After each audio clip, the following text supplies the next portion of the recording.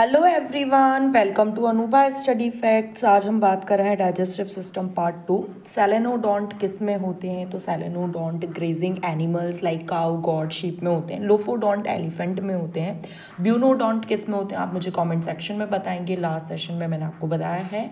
In rabbit 4 pairs of salivary glands are present. अपन लोगों में, ह्यूमन बींग्स में 3 pairs of salivary glands are present, but in rabbit 4 pairs of salivary gland is present. Sublingual smallest होती है, parotid largest होती है। Cat में 5 pairs होती है।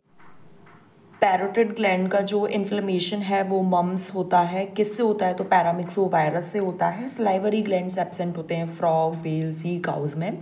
Pharynx common passage for food and air, ये हम बहुत बार पहले बात कर चुके हैं। Epiglottis covers the opening of लैरिंग्स and prevent the entry of food. 9 cartilage की ये मिलकर बनी होती है, साउंड बॉक्स बोलते हैं। जिराफ में लॉन्गेस्ट नेक और ईसोफेगस होता है। Sphincter between oesophagus and stomach cardiac sphincter कहलाता है।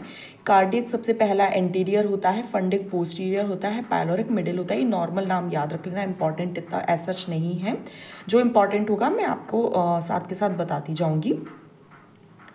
कैमल और डियर में ओमेसम नहीं होता है, ये इंपॉर्टेंट है, याद रखिएगा। रूमेन जो है वो लार्जेस्ट है। Rumen is a part of stomach. Rumen and reticulum cellulose digestion में हेल्प करता है। Rumen and reticulum cellulose digestion में हेल्प करता है। जो जुगाली करने वाले जानवर होते हैं उनमें ये पाया जाता है। Omasum absorption in water and bicarbonates. Roman और रेटिकुलम क्या काम करते हैं? सेल्यूलोज डाइजेशन का काम करते हैं। ओमेसम क्या काम करता है?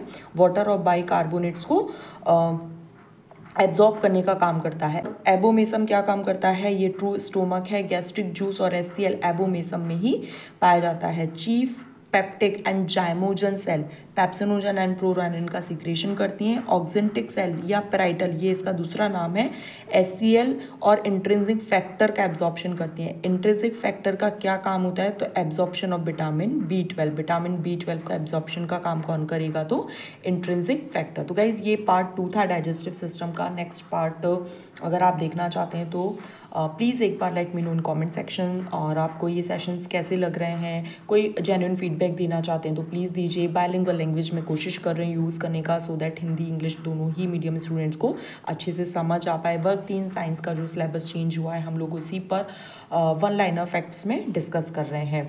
चलिए, सेशन पसंद आए तो do like, share, subscribe. Next session में मिलेंगे। Thanks for watching this video.